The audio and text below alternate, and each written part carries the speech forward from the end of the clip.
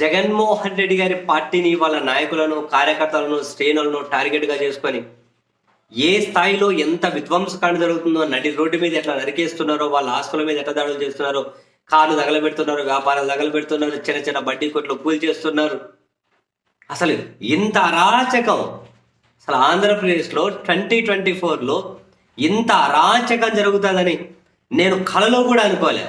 Seriously ప్రభుత్వం మారిన రోజు కూడా అనుకున్నా, సరేలే 5 ఏళ్ళకి ఒకసారి ప్రభుత్వం మారడం కూడా ఒక్కసారి ప్రజాస్వామ్యాన్ని బలోపేతం చేస్తుందేమో, మారని ఎవరైతే ఉంది ప్రజలకు మేలే చేయాలి కదా అనుకున్నాను. రిజల్ట్స్ వచ్చిన జూన్ 4 కూడా. కానీ అండి, ప్రజా తీర్పే కదా. ప్రభుత్వాలు మారితే ప్రజాస్వామ్యం బలోపేతమైందని చెప్పి వాళ్ళు అనుకుంటున్నారేమో అని చెప్పి అనుకున్నాను. నేను సీరియస్లీ అనుకున్నాను. కానీ ఈ 40 రోజులు 45 రోజుల్లో జరిగిన అత్యంత కిరాతకం, అత్యంత దారుణమైన అకృత్యాలు చూసిన తర్వాత అబ్బా, ఎంత ఎంత ఎంత ఎంత నాశనం అయిపోతుంది ఆంధ్రప్రదేశ్ అనిపించింది. ఎంత నాశనం అయిపోతుంది అని చెప్పి అనిపిస్తుంది.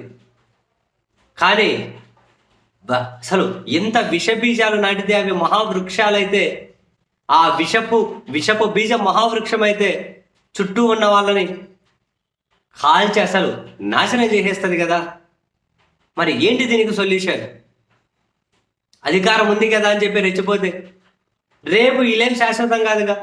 ఇంకొకరు అధికారం ఉంది కదా అని చెప్పి వాళ్ళు రెచ్చిపోతే అప్పుడు ప్రభుత్వ పెద్దలు వద్దు అని చెప్పినా కూడా ఇప్పుడు బాధితులుగా ఉన్న వాళ్ళు రెచ్చిపోయి ఇదే పని చేస్తే ఎంత వినాశనం, ఎంత వినాశనం.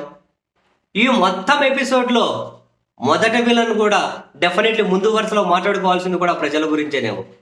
ఏమి ఇన్ని అరాచకాలు జరుగుతూ ఉంటే, ఇన్ని దారుణాలు జరుగుతూ ఉంటే, కులం పేరుతో మద్దతు ఇస్తావా, మతం పేరుతో మద్దతు ఇస్తావా, రాజకీయం పేరుతో మద్దతు ఇస్తావా, సన్నాయి నొక్కులు నొక్కుతావా? ఏం వీటిని ఖండించలేవా? ఇది తప్పు అని చెప్పలేవా? ప్రభుత్వం మీద ఒత్తిడి తీసుకురాలేవా? ఒత్తిడి తీసుకొచ్చి ఇవి ఆపే విధంగా చేయలేవా? పోలీసుల మీద ఒత్తిడి తీసుకురాలేవా? నిన్నేమన్నా స్వతంత్ర పోరాటాలు చేసినట్టు రోడ్ల మీదకి వచ్చి పోరాటాలు చేయమన్నారా? పట్టి ఫోన్ పట్టుకొని ఇట్లా ఏళ్ళు నొక్కుతూనే ఉంటావుగా, పైకి కిందికి పీక్తూనే ఉంటావుగా.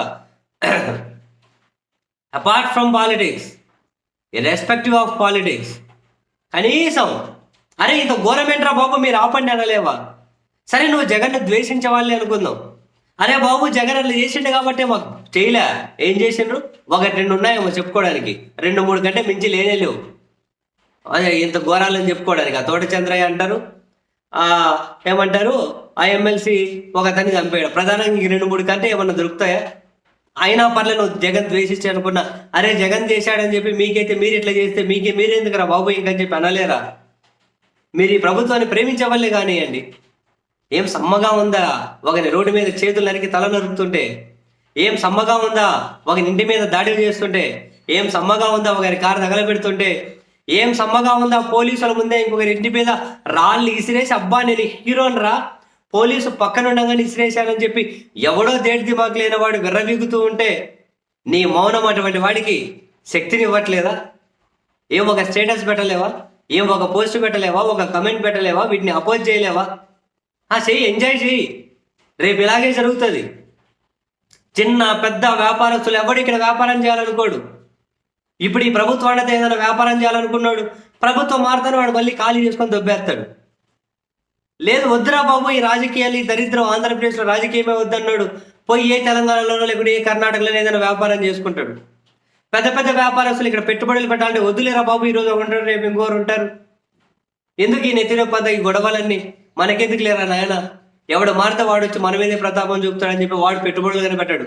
సంకనాగిపోదురు జనాలు, సంకనాగిపోవడానికి సిద్ధంగా ఉండండి. ఇటువంటివన్నీ కనుక ఇలాగే జరుగుతాయి, ఇటువంటి అకృత్యాలన్నీ ఇలాగే జరిగితే సంకనాగిపోవడానికి సిద్ధంగా ఉండండి. ప్రతి దగ్గర ఏడ చూసినా ఈ జనాల్లో సగం చైతన్యం లేకపోవడం, అదిగో మీడియా ముసుగులో కొందరు పనికిమాన వాళ్ళన్ని అబద్ధాలు, తప్పుడు నీచమైనదంతా ప్రచారం చేస్తారని చెప్పిన, సంబంధం లేని నీచమైన విషయాల మీద డిబేట్ పెడతారని చెప్పిన వాడినే కళ్ళగేసుకొని చెవులు ఇచ్చగిచ్చి మరీ వింటారు. మొదటి విలన్ జనమే. ఇక్కడేం పెట్టుబడులు రాకపోతే, వ్యాపారాలు రాకపోతే, జనాలు సంకనాగే పరిస్థితి, ఒకరినొకరు కొట్టుకొని చంపుకునే పరిస్థితి వస్తే కుటుంబాలను ఇసిపెట్టి ఏరే రాష్ట్రాలకు, ఏరే దేశాలకు పారిపోయే పరిస్థితి. వీటన్నిటిని కోరుకుంటున్నారా? ప్రభుత్వం వాళ్ళకి అధికారం ఇచ్చింది ఇన్ని నీచాలు చేయమనా? ఎంత దారుణం కాకపోతే. పెద్దిరెడ్డి రామచంద్రారెడ్డి గారి పొంగనూరు నియోజకవర్గం పెద్దిరెడ్డి మిథున్ రెడ్డి ఆయన సొంత ఎంపీ మిథున్ రెడ్డి, అక్కడ మొన్నటి వరకు ఎంపీగా చిత్తూరు ఎంపీగా ఉన్న రెడ్డప్ప గారి ఇంటి మీద వీళ్ళు రాళ్ళదాడి చేస్తారా? వీళ్ళు మిథున్ రెడ్డి గారు పోతే రాళ్ళదాడి చేసి అన్ని సరే అన్ని గొడవలు అయ్యాయి. రాళ్ళదాడి చేసింది ఎవరు? పోలీసుల మీద రాళ్ళు ఇసిరేసింది ఎవరు? వాళ్ళ ఇంట్లో నుంచి బయటకు రానికుండా చేసింది ఎవరు? ఇంత జరిగితే తెలుగుదేశం పార్టీ వాళ్ళ మీద 1-2 కేసులు పెట్టి వైసీపీ వాళ్ళ మీద 33 కేసులు పెడతారా? ఇది ఆ వ్యవస్థ నడిచే తీరు. ఆడ రాళ్ళు ఎవరు ఇసిరేసేది కనిపించట్లేదా? ఎవడు వాహనాలు తగలబెడుతున్నది కనిపించట్లేదా? ఇదా పోలీసులు?